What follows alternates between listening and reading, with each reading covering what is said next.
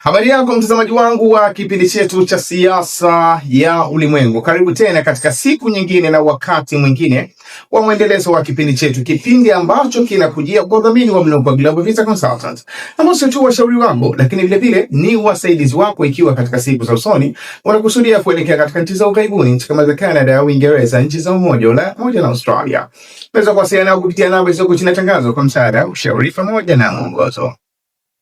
Bila shaka kumekuwa kuna juhudi hasa kutoka katika nchi ya Marekani zikikusudia kusukuma ajenda ya kufikia katika makubaliano na nchi ya Iran. Kutoka na taarifa iliyotolewa leo na mjumbe maalum wa nchi ya Marekani ambaye amekuwa akihusishwa katika usuluhishi au mijadala ya migogoro mingi, namzungumzia sana Stephen Witkoff, amethibitisha leo kwamba wamepeleka pendekezo la takriban pointi 15 katika nchi ya Pakistan. Pointi ambazo hazijafunguka wazi hasa kwa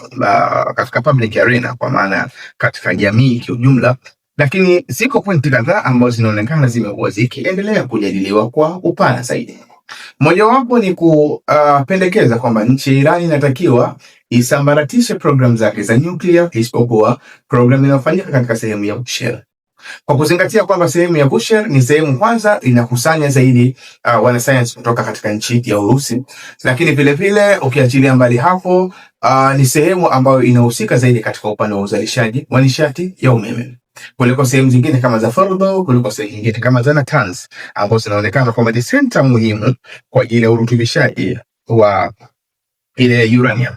Sasa jambo hili ni moja katika mapendekezo mama la nchi ya Marekani, kwa maana ya kuondoa kabisa ule uwezo wa nchi ya Iran katika upande wa nuclear isipokuwa katika sehemu ya mji wa katika sehemu ya Bushehr. Lakini jambo lingine ambalo linaonekana kwamba ni sehemu ya mapendekezo yao ni nchi ya Iran inatakiwa ipunguze uwezo wake kwa zile silaha za ballistic missile zisiweze kufika katika nchi ya Israel. Lakini jambo lingine katika yale ambayo ni sema mapendekezo yao ni kufanya mlango bahari wa Hormuz uwe ni mlango bahari ambao uko huru, uko wazi kwa kila mmoja kuweza kuingia katika sehemu ya Gulf ile au ghuba ile ya Uajemi. Lakini jambo lingine ambalo linaonekana katika sehemu ya mapendekezo ya nchi ya Marekani ni kuhakikisha kwamba nchi ya Iran inaacha kutoa sapoti yake kwa vikundi kama vya Houthi, Hezbollah, Hezbollah na mfano wake. Lakini vile vile jambo lingine ambalo limekuwa likizungumzwa na nchi ya Marekani kama ni sehemu ya matokeo iwapo Iran itakuwa imeyakubali haya na mengine kadhaa, lakini haya ni ya msingi zaidi, ni Iran kuweza kuondolewa vikwazo ambavyo vinahusiana na nuclear program, kwamba vile vilivyowekwa kutokana na nuclear program basi viweze kuondoshwa. Lakini vile vile ile kura ya snapback ambayo ilikuwa imepigwa baina ya iliyopendekezwa na nchi ya Ufaransa, Uingereza pamoja na Ujerumani, iliyopelekea kurudishwa kwa vikwazo vyote vya Umoja wa Mataifa dhidi ya nchi ya Iran, vile vile ile kura itastopishwa kulingana na maelezo ya nchi ya Marekani. Lakini vile vile nchi ya Iran manake itaruhusiwa kuingia katika baadhi ya miamala ya kimataifa bila kuwa na uzito wa namna yoyote. Sasa nchi ya Iran na yenyewe vile vile ikaja na pendekezo lake. Pendekezo la kwanza au katika ile sehemu ya pointi 5 ambazo wamezitoa na zaidi kidogo, moja katika mapendekezo yao kwanza kabisa ni Iran kuendelea kutoa support katika vile vikundi ambavyo vinapatikana katika eneo la Mashariki ya Kati, jambo ambalo maana yake linakwenda kinyume na proposal ya nchi ya Marekani. Lakini jambo lingine ni nchi ya Iran kuendelea kukusanya kodi ya watu wanaopita katika sehemu ya mlango bahari wa Hormuz, jambo ambalo bila shaka na lenyewe linakwenda kinyume na proposal ya nchi ya Marekani. Lakini jambo la tatu ni Marekani na Israeli kuacha kufanya preemptive strike, kuacha kufanya mashambulizi ya kushtukiza preemptive strike kama ilivyofanya katika ile mwaka jana katika mwezi Juni katika vita siku 12, lakini vile vile hata katika vita hii kwenye Februari 28 mashambulizi yaliyofanyika kushtukiza yaliyopelekea kufariki kwa Ali Khamenei. Lakini vile vile nchi ya Marekani na Israel kuacha kushambulia raia, lakini vile kushambulia baadhi ya viongozi wa IRGC pamoja na viongozi wa serikali. Lakini jambo lingine katika lile ambalo Iran wameonekana kwamba wanalizungumza ni bezi zote za nchi ya Marekani ziweze kuondoka katika eneo la Mashariki ya Kati. Sasa tukijaribu kutazama kwanza hizi pointi, tunaona kwamba ni pointi ambazo mwisho wa siku inaweza ikawa ni ngumu kuweza kukubaliana, na kitendo cha kuwa pointi hizi mbili kutoka pande zote mbili ni pointi ambazo zinaonekana kwamba zinakataana kuweza kukubaliana kwa urahisi. Tafsiri yake ni kwamba mgogoro inawezekana ukawa unatengenezewa mazingira uweze kuendelea mbele zaidi. Kwa nchi ya Marekani inawezekana ikawa hivyo kwa kuzingatia kwamba kuna battalion ya Navy ambayo inatoka kule San Diego katika mji wa California kule Marekani,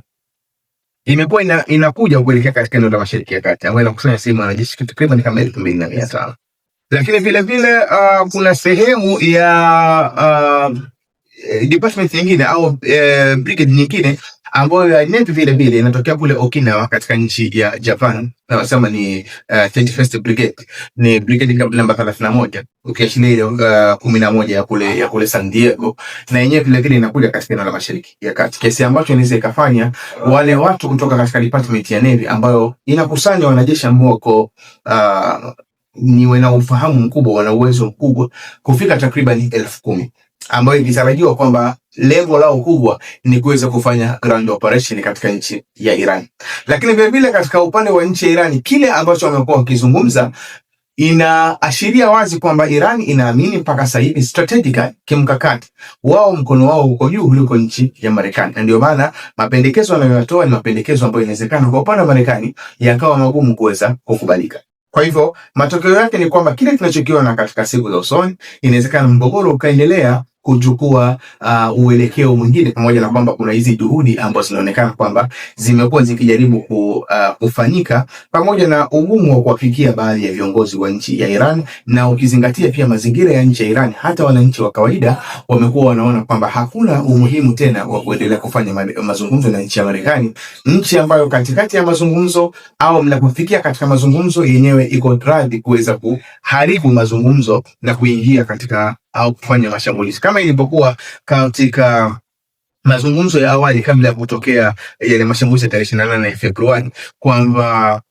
ukiangalia waziri wa mambo ya nje wa nchi ya Oman Ali Busaidi anazungumza wazi kwamba kwa stage waliokuwa wamefikia nchi ya Iran na nchi ya Marekani ni stage ambayo Marekani walikuwa wanapata opportunity kwa nchi ya Iran ambao hawajawahi kuipata. Maana hata kipindi cha Rais Barack Obama wakati wanajadili masuala ya nuclear hawakuweza kupata opportunity ya namna hiyo, kwamba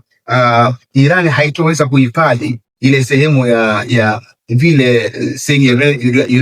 uranium ambayo inakuwa imerutubishwa kufikia katika level fulani kama ya zaidi ya 20%, lakini vile vile ile 60% iliyokuwepo, maana yake ni kwamba watai downgrade, wataishusha kurudi kwenye takriban kama 20 na mfano wake. Maana yake ilikuwa ni kitu ambacho kina manufaa makubwa kwa nchi ya Marekani, lakini Marekani walichoamua ni kuvunja sehemu ya ile pendekezo la nchi ya Iran na wakaamua kuingia katika vita. Kwa hiyo inaonyesha wazi kwamba hata jamii ya Iran wanaona kwamba Marekani sio reliable partner, sio mtu wa kusudia kufanya naye mazungumzo. Maana kufanya mazungumzo na Marekani ni sawa sawa na kupoteza muda au kujiingiza mwenyewe katika mtego ambao inawezekana ukashindwa kuondoka. Sasa katika mazingira namna hii, maana tunajaribu kuendelea kuangalia kwamba Marekani kwa nini sasa wameleta pendekezo hili, lakini bado inaonekana kuna movement ya wanajeshi kutoka katika department ya Navy ambao wakiendelea kuja katika eneo la Mashariki ya Kati. Hii inaashiria mambo mengi. La kwanza kabisa, mgogoro wa nchi ya Iran na nchi ya Marekani pamoja na Israel ni mgogoro mkubwa ambao sio unakusudia kuangusha tu dola ya Marekani, lakini madhara yake ni kwamba unakwenda kutikisa msingi wa nguvu ya nchi ya Marekani. Nguvu ya nchi ya Marekani ukiachilia ukubwa wa jeshi lake na kuwekeza katika base takriban 700 mpaka 800 katika dunia nzima, lakini vile vile katika upande wa uchumi unabebwa zaidi na dola, kwa kuzingatia kwamba dunia ina migawanyiko ya vitu kama vinne muhimu. Kuna dunia ambayo inakusanya sehemu kubwa ya resources, yani sehemu kubwa ya rasilimali. Maana yake ni kama katika nchi kama za Afrika na nchi kama za Urusi, lakini nchi ambayo ina nguvu, ina rasilimali nyingi, lakini vile ina nguvu, hasa tunaikusudia nchi ya Urusi katika upande wa rasilimali.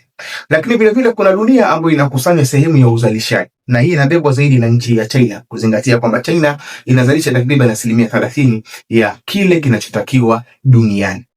Lakini kuna dunia ambayo inakusanya sehemu ya utaalamu na maendeleo, maanake hasa ilikuwa imebebwa zaidi na nchi za Ulaya, pamoja na kwamba katika siku za karibuni nchi ya China spidi yake imekuwa kubwa kiasi ambacho inawezekana ikafikia katika level ya kuharibu kabisa mfumo wa nchi ya Ulaya katika upande wa utaalamu. Lakini vile vile kuna dunia ambayo inakusanya sehemu ya fedha, sehemu ya finance. Sehemu hii ya dunia inakontroliwa zaidi na nchi ya Marekani, na ndio maana unaweza kuona mifumo mingi ya dunia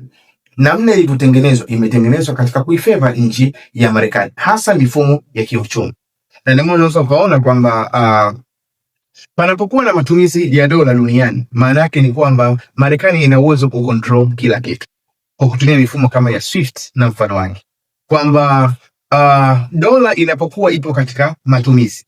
maana yake ni kwamba namna ya kufanya miamala ni lazima utumie system ambazo Marekani ana uwezo wa kuziona, na kwa kutumia taasisi zake kama za OFAC, Office of Foreign Asset Control, ambayo inapatikana katika nchi ya Marekani, ni rahisi wao kuweka vikwazo au kutoa maelekezo ya vikwazo kupitia katika benki zote duniani, kiasi ambacho mwenye kukusudiwa anakuwa tena hawezi kufanya miamala au kufanya shughuli nyingi za kiuchumi kulingana na mazingira ya dunia jinsi yalivyo. Sasa programu ya nchi ya Iran ambayo imekuwa ikiashiria wazi kwamba miamala yote katika eneo la Mashariki ya Kati inatakiwa ifanyike katika mfumo wa yuan,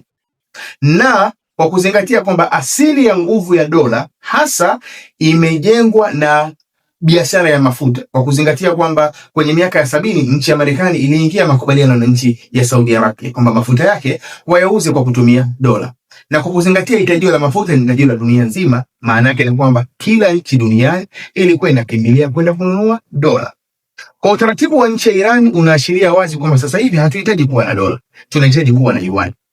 Maana yake ni kwamba msingi wa nchi ya Marekani, ukubwa wake kiuchumi ambao unabebwa zaidi na matumizi ya dola, maana yake ni kwamba unakwenda kuanguka au unakwenda kutikiswa. Kwa tafsiri hii ni kwamba Marekani kwa msimamo wa nchi ya Irani jinsi walivyosimamia,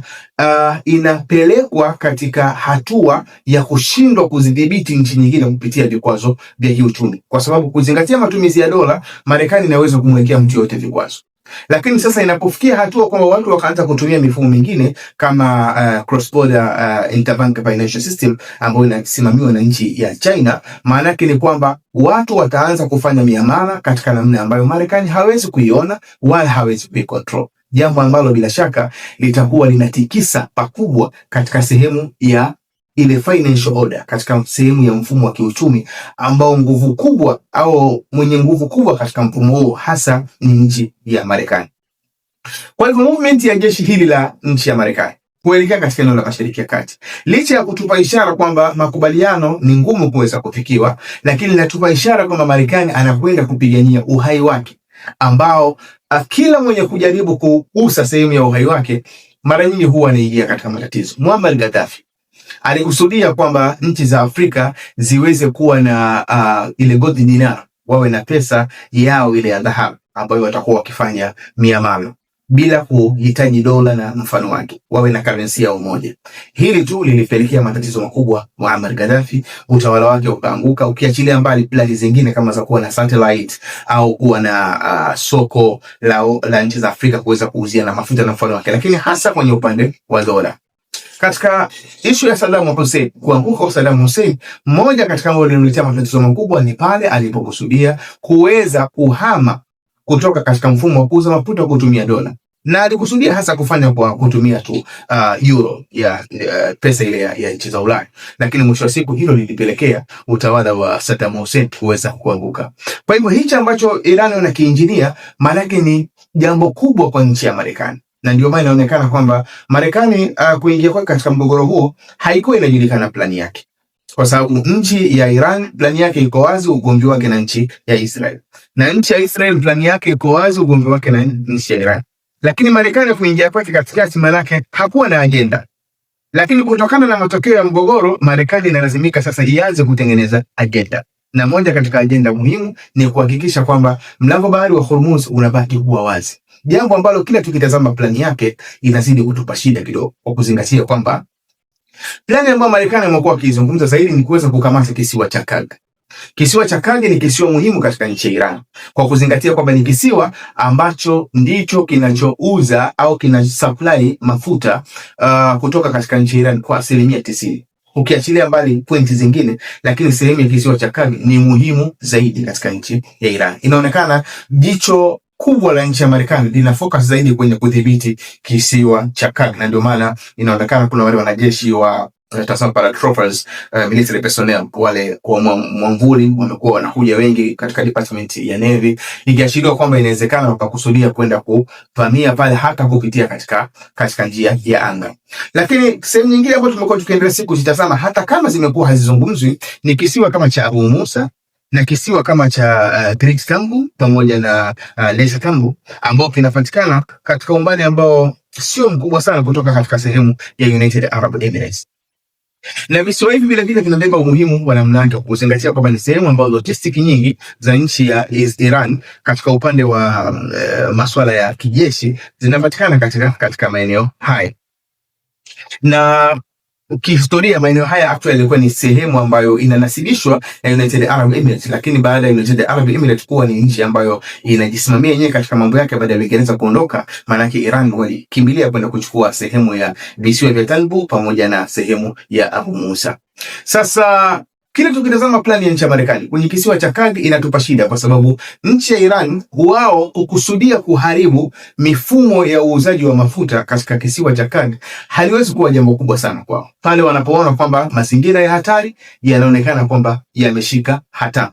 Na iwapo visiwa vya Karg vitashambuliwa na kuharibiwa na Irani wenyewe, maanake tunategemea bei ya mafuta itapanda kufikia dola 150 mpaka dola 200 kwa pipa, na hili litachukua muda wa miaka kadhaa huweza kurudi tena katika bei iliyoko ya kawaida. Kwa hiyo hii ni hesabu ambayo Marekani anaifikiria kuhusiana na kisiwa cha Karg, lakini kwa ripoti za Iran zinaashiria wazi kabisa kwamba kukipiga kisiwa chao cha Karg hilo haliwezi kuwa ni jambo gumu. Lakini vile vile katika kisiwa kama cha Abu Musa, kisiwa kama cha Tanbu, Lesser Tambu na Great Tambu, manake yote mwenendo wake ni ule ule. Mwenendo wake ni ule kwamba ni kisiwa ambacho kimezingirwa zaidi na mazingira ya kijeshi, lakini na mitego mingi katika upande wa bahari, ambao mwisho wa siku inaweza ikasababisha malengo yanayokusudiwa kufikiwa yasiweze kufikiwa, pamoja na kwamba patakuwa kuna idadi ya wanajeshi takriban 10,000. Na hili pia tunaweza tukatazama pia katika upande wa kulinganisha, kwa sababu nchi ya Iran ina wanajeshi kiujumla wanaweza kufika takriban 900,000 mpaka 1,000,000, ambapo kukusudia kupeleka jeshi la watu wa miguu, maana yake nchi ya Marekani inaweza kuhitaji wanajeshi walau takriban 400,000 mpaka 500,000, ambao inawezekana wakafanya ratio ya 1:2 ili waweze kufikia katika malengo yao. Njia pekee ambayo tunaona kwamba inawezekana Marekani wakajaribu kuitumia kwa upande mmoja au mwingine ni hasa kutokea katika upande wa nchi ya Pakistan, kwa kuzingatia kwamba pamekuwa na mahusiano ya karibu ya muda mrefu toka kipindi kina Osama bin Laden baina ya nchi ya Marekani na baadhi ya viongozi wa kipindi kile kina Pervez Musharraf walikuwa viongozi wa nchi ya Pakistan. Kupitia katika sehemu ya Pakistan tunaona walau inawezekana ikawa na direction ya kiwango fulani, kwa kuzingatia kwamba kuna sehemu ya miji ambayo inapakana baina ya nchi ya Iran na nchi ya Pakistan. Maana kuna Baluchistan ya upande wa Iran na kuna Baluchistan ya upande wa Pakistan. Hizi ni jamii ambazo ziko very interactive, zinachanganyika kiasi ambacho inaweza ikawa ni rahisi kuweza watu kupenetrate kuingia katika sehemu ya nchi ya Iran. Lakini tatizo linakuwa ni moja tu, kwamba Iran inatawaliwa kupitia katika tunasema mosaic techniques au strategic, ile tunasema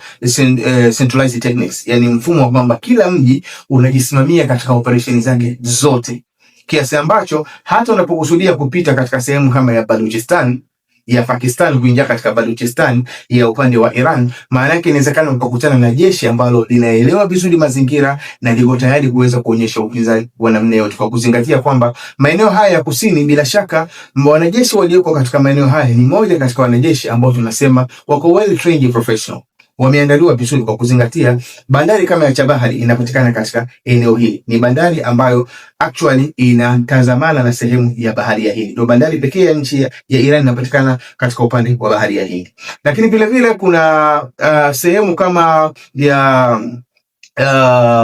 bandari Abbas ambayo ni moja katika bandari muhimu, pia inapatikana katika mazingira hayo hayo, sio katika upande wa bahari ya Hindi, katika sehemu ya Persian Gulf, lakini ni moja katika center muhimu. Lakini vivyo ukizingatia kwamba eneo hili la kusini lina center mama ambayo inasimama kuweza tazama operation za maeneo yote, hata kama ni maeneo yanajitegemea, na yeye anazungumzia ni sehemu ya Shiraz, kwa kuzingatia kwamba toka alipoingia mkuu wa majeshi wa sasa hivi wa nchi ya Iran Ahmed Bavid alitenga maeneo matatu muhimu katika upande wa magharibi. Eneo la kwanza ni eneo la kule Tabriz ambalo linatazama sehemu zote kuanzia sehemu za mipaka ya Azerbaijan, mipaka ya nchi ya Iraq, lakini vile vile na jicho lake limekuwa likitazama katika nchi ya Uturuki. Lakini vile vile akatenga sehemu ya Iran kwa kuzingatia kwamba ni sehemu ambayo inapatikana katika upande wa kaskazini na inaweza kukaribiana na bahari ya Caspian, pamoja na kwamba kuna milima kule kama ya Elburz. Lakini vile vile akatenga sehemu ya upande wa mashariki, ya upande wa kusini magharibi, ambao unazungumzia sana sana katika mji wa Shiraz, kwa maana kwamba mji wa Shiraz unatazama sehemu muhimu kama sehemu ya ile sehemu ya utubishaji ya Bushehr, lakini vile vile imekuwa ikitazama sehemu kama za Bandari Abbas, pamoja unashuka katika sehemu kama za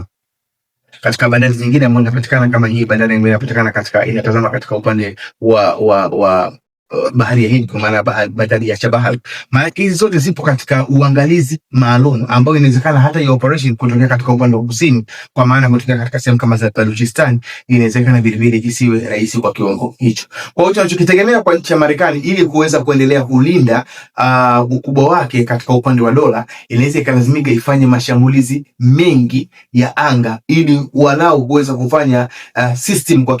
kipindi fulani iweze kupoa, kuweza kuruhusu wanajeshi wake waweze kuingia. Na jambo hilo vile vile inawezekana ikawa ni moja katika mambo magumu, kwa kuzingatia kwamba hivi sasa nchi ya Iran imeweza kuonyesha uwezo wa kupiga ndege kama za F-35, imepiga ndege kama ya F-18 katika siku ya leo, imepiga F-16 na mfano wake. Na unaposhambulia ndege kwa mfano kama F-35, ile tunasema ni pride, ni sehemu ya tunu ya nchi ya Marekani ambayo imekuwa ikijivunia, kiasi ambacho imekuwa haitaki kuwauzia watu wengi, maana yake ni teknolojia ni kama mbaki na wao wenyewe. Lakini mwisho wa siku iliweza kupigwa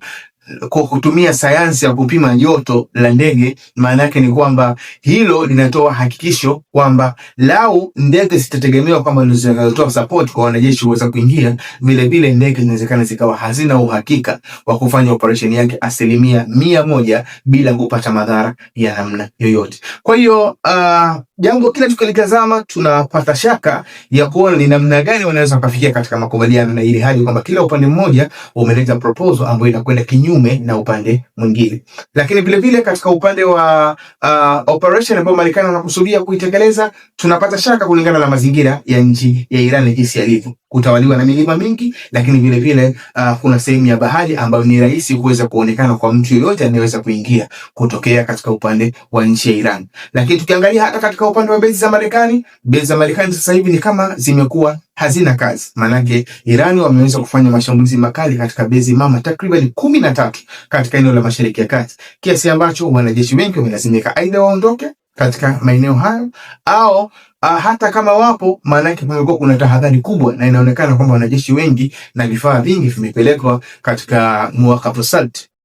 base ambayo inapatikana katika nchi ya Jordan. Kwa hiyo ni mazingira ambayo kiujumla yamekuwa kiendelea katika mgogoro huu, ambayo yamekuwa bado yanatupa sintofahamu kubwa kulingana na kile ambacho tumeona kwamba kimekuwa kikiendelea, kwamba mazungumzo yanalazimishwa yaendelee kufanyika, lakini wakati huo zile build up au jeshi kuendelea kujitengeneza kutoka katika upande wa Marekani imekuwa ikiendelea, na kutoka katika nchi ya Iran imekuwa ikiendelea kufanya mashambulizi makali katika maeneo mbalimbali ya Mashariki ya Kati. Iran maana yake ukiangalia ile average ya mashambulizi yao mpaka kufikia siku takriban 27 28 au 25 mpaka 26 27, wameweza kufanya mashambulizi takriban waves 80 mpaka 82. Maana yake ni kwamba katika nchi kama ya Israel mashambulizi yamekuwa yakifanyika mara 3 mpaka mara 4 kwa siku. Maana yake asubuhi, mchana, jioni na ikibidi wakati mwingine na usiku. Hiyo rate haijapungua mpaka sasa hivi, imekuwa ikiendelea katika mazingira ya namna hiyo. Kwa hiyo bila shaka bado tumekuwa tukiendelea kulifuatilia jambo hili na tukitaraji kwamba huenda kwa masaa kadhaa mbele au siku kadhaa mbele tukapata taswira iliyokuwa bora zaidi ya hii ambayo tumekuletea. Jina langu naitwa Maulid Ali Mnukwa. Ni kuombe uendelee kufuatilia vipindi vyetu, na ni kuombe usahau kusubscribe, kulike, share pamoja na kucomment. Uwe na muda mwema.